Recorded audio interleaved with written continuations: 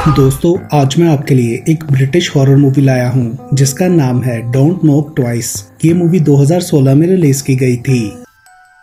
Film के start में हम एक कपल जेसिका और बेन को देखते हैं। जेस 9 साल बाद अपनी बेटी क्लोई को फोस्टर होम से वापस ले जाने के लिए आई थी, जो कि उसके पहले शौहर में से थी। 9 साल पहले जेस एक ड्रग एडिक्ट थी और वो अपनी बेटी की सही से परवरिश नहीं कर सकी थी, इसलिए उसने क्लोई को फोस्टर होम भेज दिया था। लेकिन अब दूसरी शादी के बाद वो लाइफ में काफी सेट हो चुकी थी और उसकी ड्रग्स की आदत भी छूट गई थी, इसलिए वो चाहती थी कि क्लोई अब उसके साथ रहे। मगर क्लोई ये कहकर जेस को इनकार कर देती है कि पहले इतने सालों तक वो कहाँ थी जब क्लोई को सबसे ज्यादा अपनी माँ की जरूरत थी। वो ये कहकर वहाँ से उठकर चली जाती है कि दोबारा मुझसे कांटेक्ट करने की या यहाँ आने की कोशिश ना करना। इस सब से जेस बहुत ज्यादा हर्ट होती है। वो एक स्कल्पचरर थी और अपने काम में भी उसका दिल सही से नहीं लग रहा था। जेस की मॉडल टीरा उसे डिस्टर्ब देखकर एक लॉकेट पहनाती है और बोलती है कि ये तलाश है, इसके मैजिक से तुम्हारी बेटी तुम्हारे अंदर का प्यार देख सकेगी। उस रात क्लोई अपने फ्रेंड डैनी से मिलती है। डैनी उसे बचपन में खेली गई एक गेम के बारे में याद दिलाता है,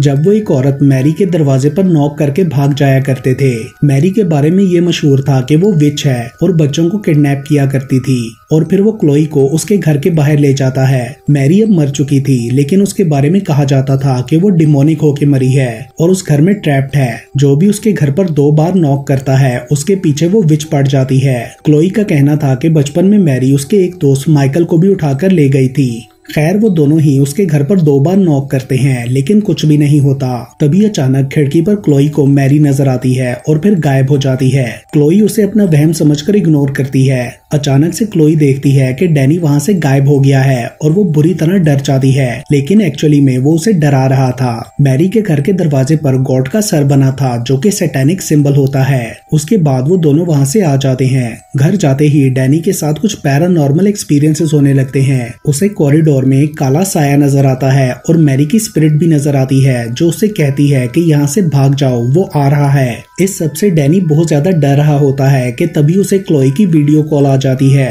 डैनी उसे सब बताने लगता है, लेकिन तभी क्लोई कुछ देर के लिए लैपटॉप से साइड पर जाती है। तो इतनी देर में कोई अनसीन फोर्स डैनी को खींचकर एक पोर्टल के थ्रू किसी और दुनिया में ले जाती है। स्क्रीन के सामने वापस आने पर क्लोई को डैनी नजर नहीं आता और अचानक से एक इवल स्पिरिट सामने आती है, जिसे देखकर क्लोई बुरी तरह डर जाती है। अगले दिन वो डैनी से कांटेक्ट करने की कोशिश करती है, मगर कॉल नहीं मिलती। देन नेक्स्ट सीन में क्लोई किचन में होती है तो डैनी की कॉल आती है, जो उसे भाग जाने का कहता है और फिर अचानक ही एटमॉस्फेयर बदल जाता है। सिंक के टैप में से ब्लड आने लगता है और वहाँ से 2 क्रीपी हाथ बाहर निकलते हैं, जिससे क्लोई घबरा कर जोर जोर से दरवाजा नॉक करती है। तभी एक हाउसकीपर आकर दरवाजा खोल देता है और फिर सब नॉर्मल हो जाता है। लेकिन क्लोई इस सब से इतनी डर चुकी थी कि वो फौरन अपनी मॉम के घर रहने के लिए चली जाती है। उसका प्लान था कि वो कुछ दिन वहाँ रहेगी। जेस क्लोई के आने से बहुत खुश थी, लेकिन क्लोई जेस और बेन के साथ रूड बिहेव कर रही थी, क्योंकि उसने उन्हें दिल से एक्सेप्ट नहीं किया था। अगली रात डिनर के टाइम क्लोई को सूप में एक इंसानी दांत मिलता है, जो कि रियल में वहाँ नहीं था। वो घबराकर अपने रूम में चली जाती है। अगली सुबह बेन कुछ काम से कुछ दिनों के लिए बाहर चला जाता है। उसी रात सोते हुए जेस को घर में किसी के रोने की आवाज आती है। चेक करने पर वो देखती है कि एक रेड बालों वाली औरत खड़ी रो रही है, जो जेस के देखते ही सॉरी बोलकर नाइफ से अपना गला काट लेती है। देन जेस को उस औरत में अपनी शक्ल भी नजर आती है और फिर अचानक से उसका चेहरा जल जाता है। ये देखकर जेस पूरी तरह डर जाती है और तभी अचानक उसकी आंख खुल जाती है, मतलब ये उसका नाइटमेयर था। तब सामने उसे क्लोई नजर आती है, जो कि उसके चीखने की आवाज सुनकर आई थी। क्लोई के पूछने पर जेस अपने नाइटमेयर के बारे में उसे बताती है। ये सुनकर क्लोई कहती है कि बचपन में मेरे घर के पास एक मैरी नाम की औरत रहती थी। उसके बाल रेड थे, जिस वजह से हम उसे जिंजर बुलाते थे। वो कभी घर से बाहर नहीं निकलती थी, लेकिन सबका कहना था कि वो एक विच है और बच्चों को किडनैप करती है। और उसके मरने के बाद ये रूमर फैल गया कि जो भी उसके दरवाजे पर 2 बार नॉक करेगा वो उसे ले जाएगी। और उस रात मैंने और डैनी ने उसके दरवाजे पर नॉक किया था। तब से डैनी गायब है और मुझे लगता है कि अब वो मुझे भी ले जाएगी। लेकिन जेस इन सब बातों पर बिलीव नहीं करती और क्लोई को तसल्ली देती है कि उसे कुछ नहीं होगा। उस रात क्लोई जेस के रूम में ही सो गई थी। अगली सुबह टीरा उनके घर आती है, लेकिन क्लोई को अपने सामने देखकर वो उसकी प्रेजेंस से डिस्टर्ब होकर वहाँ से चली जाती है और जाते हुए वो जेस से बोलती है कि तुम इसकी मदद नहीं कर सकती, ये किसी और से बिलोंग करती है, किसी टेरिबल चीज ने इसे मार्क किया है। इसके आसपास डार्कनेस है, मगर जेस को उसकी इन सब बातों की समझ नहीं आती। अगले सीन में उनके घर डिटेक्टिव बोर्डमैन आकर क्लोई से डैनी के बारे में इन्वेस्टिगेट करता है जो कि मिसिंग था। वो जेस को बताता है कि मैं क्लोई को उसके बचपन से जानता हूँ, जब इनका दोस्त माइकल गायब हुआ था और इन सबको लगता था कि उसे मैरी ने किडनैप किया है, इसलिए ये और डैनी रोज रात को उसके दरवाजे पर नॉक किया करते थे, जिस वजह से तंग आकर आखिर उसने अपने आप को मार डाला था। यहाँ पर बोर्डमैन ये भी रिवील करता है कि उसे क्लोई और डैनी की बात पर बिलीव था और उसने इस पे इन्वेस्टिगेशन भी की थी, जिस पर क्लोई बोर्डमैन को बताती है कि हमने उस डोर पर नॉक किया था और मैरी डैनी को ले गई और अब वो मुझे लेने भी आएगी। मगर इस बार बोर्डमैन कहता है कि मैरी मर चुकी है, वो ये नहीं कर सकती। ये सुनकर क्लोई गुस्से से अपने रूम में चली जाती है। उसके बाद वो खुद इस बारे में इंटरनेट पर सर्च करती है और फिर जेस को बताती है कि ये बाबा यागा नाम की एक एंशिएंट डीमन है जिसे डार्क मदर या इवल हैग भी कहते हैं, जो कि हेल और इस दुनिया के दरमियान दरवाजा खोलती है ताकि इनोसेंट सोल्स को खा सके। लेकिन क्योंकि इसकी पावर्स लिमिटेड होती हैं, इसलिए इसको एक ह्यूमन स्लेव चाहिए होता है जो कि इसको सोल्स प्रोवाइड करने में मदद करता है। अपने स्लेव्स की चेस्ट पर ये डीमन एक मार्क लगा देती है, जैसा कि मैरी की चेस्ट पर भी था। डोर पर एक बार नॉक करने से डीमन जाग जाता है और दूसरे नॉक से स्लेव जागता है ताकि वो डीमन को इस दुनिया में ला सके। और अगर स्लेव को डीमन से आजादी चाहिए तो उसे खुद को मारना होगा, जैसा मैरी ने किया, या फिर उसे किसी और को ट्रिक करके उससे कोई बहुत ही इवल काम कराकर अपनी जगह रिप्लेस करना होगा। लेकिन जेस अभी भी क्लोई की बात पर बिलीव नहीं करती। तभी अचानक से क्लोई को शीशे में जेस की जगह कोई काला साया नजर आता है और वो डरकर वहां से चली जाती है। मगर जब जेस शीशे में देखती है तो वहां पर ऐसा कुछ भी नहीं होता। दूसरी तरफ हम बोर्डमैन को मैरी के घर के बाहर देखते हैं। अगले दिन क्लोई जेस के स्टूडियो में जाकर बाबा यागा का एक अजीब सा स्ट्रक्चर बना देती है और उसके बाद जेस उसे क्ले से काम करना सिखाती है। क्लोई अब जेस के क्लोज होती जा रही थी। वो उसके साथ अपने बचपन की बातें डिस्कस करती है। यहाँ जेस उसे बताती है कि तब मैं बीमार थी और मुझे लगा था कि तुम मेरे पास सेफ नहीं हो, इसलिए मैंने तुम्हें फोस्टर होम भेजा। बाद में मैं तुम्हें वापस लाना चाहती थी, मगर उन्हें लगता था कि मैं अभी भी फिट नहीं हूँ। उसके बाद वो ड्रिंक लेने के लिए जाती है तो पीछे से स्कल्पचर्स खुद ही मूव हो जाते हैं, मगर जेस को लगता है कि ये क्लोई ने किया है और वो उसे डांट देती है, जिस पर क्लोई नाराज होकर वहां से चली जाती है। अगले दिन क्लोई के फोस्टर होम से उसकी वार्डन आती है। तब क्लोई जेस के डिलीवरी बॉक्सेस स्टूडियो में रख रही थी और जब जेस स्टूडियो में जाती है तो वहाँ सब कुछ बिखरा होता है और फ्लोर पर रेड कलर से शी इज माइन भी लिखा था। जेस को लगता है कि ये क्लोई ने किया है और वो उस पर बहुत ज्यादा गुस्सा करती है, लेकिन क्लोई बोलती है कि उसने ये नहीं किया। वार्डन जेस से ये कहकर चली जाती है कि अगर तुम चाहो तो क्लोई को हमारे पास भेज देना। लेकिन जेस क्लोई से बहुत प्यार करती थी, इसलिए वो उसे वापस भेजने का प्लान कैंसिल कर देती है और क्लोई को बताती है कि वो उसे कितना प्यार करती है, जिस पर क्लोई उससे दोबारा कहती है कि वो सब मैंने नहीं किया था।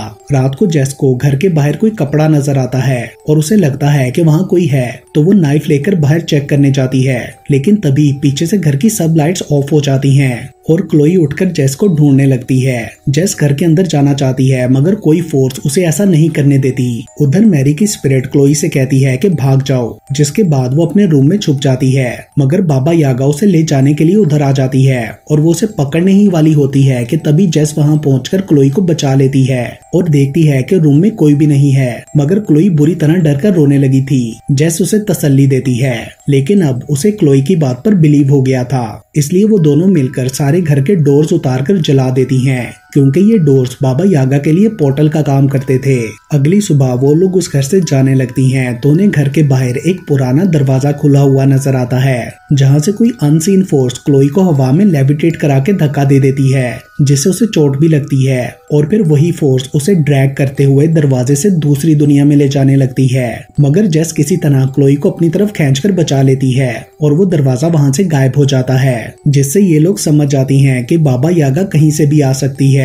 उनके डोर्स जला देने का कोई फायदा नहीं हुआ। उसके बाद जेस किसी से हेल्प लेने का फैसला करती है और वो लोग टीरा से मिलने जाती हैं। जेस उसे बाबा यागा की फोटो दिखाकर पूछती है कि क्या तुम इसके बारे में बात कर रही थी, जिस पर टीरा कहती है कि नहीं, ये बाबा यागा नहीं है और आप इंटरनेट की हर चीज पर बिलीव मत कर लिया करो। उसका कहना था कि ये मैरी की स्पिरिट है जिस पर एक ऐसे क्राइम का इल्जाम लगाया गया जो उसने नहीं किया था और इसी वजह से उसने खुद को मार भी डाला। क्लोई ने भी उस झूठ को फैलाने में मदद की थी, इसलिए अब मैरी की स्पिरिट उससे बदला लेना चाहती है और अब तक तुम्हारे प्यार ने उसे बचाए रखा था। क्लोई को उसकी बात पर यकीन आ जाता है और वो इस सब का जिम्मेदार खुद को मानते हुए वहाँ से दूर भाग जाती है। टीरा जेस से कहती है कि सबको ठीक करने का एक ही रास्ता है कि माइकल के असल मुजरिम को ढूंढकर उसे सजा दी जाए ताकि मैरी का नाम इस सबसे क्लियर हो जाए और उसकी आत्मा को शांति मिले। अगर तुम सच्चे दिल से ये करोगी तो मैरी भी तुम्हारी हेल्प करेगी। तभी क्लोई को वहाँ ना पाकर जेस परेशान हो जाती है और वो बोर्डमैन को कॉल करके पूछती है कि माइकल के केस में मैरी के अलावा और कौन से सस्पेक्ट्स थे, जिस पर बोर्डमैन बताता है कि हमने ये सोचकर केस क्लोज कर दिया था कि शायद वो खुद भागा था। उसके बाद गाड़ी में बैठने पर उसे एक स्कल्पचर का पीस मिलता है और वो समझ जाती है कि टीरा के अकॉर्डिंग ये मैरी की स्पिरिट है जो उसे गाइड कर रही है। इसलिए वो घर पहुंचकर सीधा स्टूडियो में जाती है जहां उसे स्टैच्यू के अंदर एक बॉक्स मिलता है जिसमें माइकल और मैरी की फाइल्स थी और एक पेन ड्राइव भी थी। उसमें एक वीडियो थी जिसमें बोर्डमैन बहुत ही गुस्से में मैरी से इंटेरोगेट कर रहा था। अगले सीन में हम जेस को फोस्टर होम में देखते हैं। वो लोग उससे इंटेरोगेट कर रहे थे क्योंकि क्लोई उन्हें बहुत ही बुरी हालत में सड़क पर मिली थी। उन्हें लगता था कि जेस दोबारा ड्रग्स लेने लगी है, इसलिए क्लोई को सही से संभाल नहीं पा रही। उनका कहना था कि जेस को अपने टेस्ट करा के कस्टडी के लिए दोबारा अप्लाई करना होगा। अचानक से जेस नोटिस करती है कि दीवार पर लगी बच्चों की हर तस्वीर में बोर्डमैन है, जिसकी वजह से उसे शक होता है कि माइकल की किडनैपिंग में बोर्डमैन का हाथ है और वो क्लोई को लेकर वहाँ से भाग जाती है। बाहर निकलकर जेस टीरा को कॉल करती है कि हमारी मदद करो, जिस पर टीरा उन्हें पार्क में मिलने का कहती है। क्लोई एक जगह रुककर जेस को थैंक्स करती है। वो एक सीवर के ऊपर खड़ी थी। अचानक से खुद ही 2 बार नॉक होने पर वहाँ से एक पोर्टल खुलता है और क्लोई उसके अंदर चली जाती है। देन जेस मैरी के घर जाती है मगर दरवाजा लॉक था, इसलिए वो विंडो का शीशा तोड़कर अंदर कूद जाती है, जिससे उसके पाँव में चोट भी लग गई थी। उसका पाँव काफी जख्मी था और उसे पेन भी हो रही थी। तभी वहाँ पुलिस उसको पकड़ने के लिए आ जाती है, लेकिन जाने से पहले जेस मैरी के दरवाजे पर 2 बार नॉक कर देती है ताकि बाबा यागा उसको भी अपनी दुनिया में ले जाए और वो किसी तरह क्लोई को बचा सके। पुलिस स्टेशन में बोर्डमैन जेस से इंटेरोगेट करता है। उसे लगता था कि क्लोई के साथ जेस ने कुछ बुरा किया है। जेस बोलती है कि उसे मैरी ले गई, मगर वो उस पर बिलीव नहीं करता। जेस बोर्डमैन को माइकल की किडनैपिंग के लिए भी ब्लेम करती है कि मैरी से ज्यादा वो बच्चों के क्लोज था, इसलिए उसने माइकल को और बाकी बच्चों को गायब किया और फिर मैरी को इतना डराया कि उसने खुद को मार डाला। ये सब सुनकर बोर्डमैन कुछ नहीं बोलता और वहाँ से चला जाता है। जेस को सेल में बंद कर दिया जाता है जहां वो अपनी चोट को खरोच कर ब्लड से दीवार पर कुछ लिखती है, जिसके बाद बाबा यागा वहां आकर उसके लिए अपनी दुनिया का पोर्टल खोल देती है और जेस वहां चली जाती है। उसे किसी की आवाज भी आती है। वो जगह काफी अजीब थी। पुलिस स्टेशन में अचानक से लाइट्स फ्लिक करने लगती हैं और बोर्डमैन सेल में जाकर चेक करता है, मगर वो वहां नहीं थी और दीवार पर लिखा था you know where to find me. उधर बाबा यागा की दुनिया में हम देखते हैं कि क्लोई को केज में रखा गया था। उसके पास माइकल आता है जिसकी एज बिल्कुल भी नहीं बड़ी थी, मतलब उस दुनिया में टाइम काम नहीं करता था।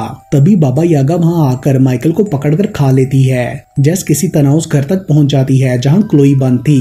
जेस क्लोई को छुड़ाकर वहां से भागने लगती है, मगर बाबा यागा उनके पीछे लग गई थी और वो उन्हें पकड़ने ही वाली होती है कि उधर बोर्डमैन मैरी के डोर पर 2 बार नॉक कर देता है और बाबा यागा का ध्यान उसकी तरफ हो जाता है। वो बोर्डमैन के लिए पोर्टल खोल देती है। जेस और क्लोई जल्दी से भागकर उस पोर्टल के थ्रू बाहर निकल जाती हैं और बोर्डमैन को बाबा यागा खींचकर अंदर ले जाती है। वो हेल्प के लिए कहता रहता है, मगर जेस उसकी मदद नहीं करती क्योंकि उसे लगता था कि वो यही डिजर्व करता है। दूसरी तरफ बेन घर वापस आता है तो उसे घर पर कोई नजर आता है और वो पुलिस को बुलाने की बात करता है। जेस और क्लोई घर पहुंचती हैं तो उन्हें बेन नहीं मिलता और हम टीरा को देखते हैं जिसने बेन को मारकर गाड़ी के ट्रंक में डाल दिया था और वो बॉक्स भी जेस के लिए उसी ने रखा था। मतलब वो भी बाबा यागा की स्लेव थी क्योंकि उसकी चेस्ट पर भी वैसा ही मार्क था जो कि फिर गायब हो जाता है। असल में टीरा ने अपना स्लेव होना जेस पर ट्रांसफर कर दिया था। उसको ट्रिक करके टीरा ने उसके हाथों एक इनोसेंट को मरवाया था, मतलब बोर्डमैन को। जेस क्लोई को बताती है कि बोर्डमैन ने माइकल को किडनैप किया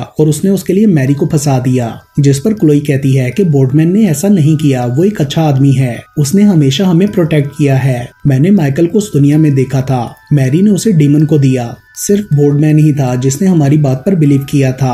और तभी जेस को एहसास होता है कि क्लोई सही कह रही है और टीरा ने उससे झूठ बोला।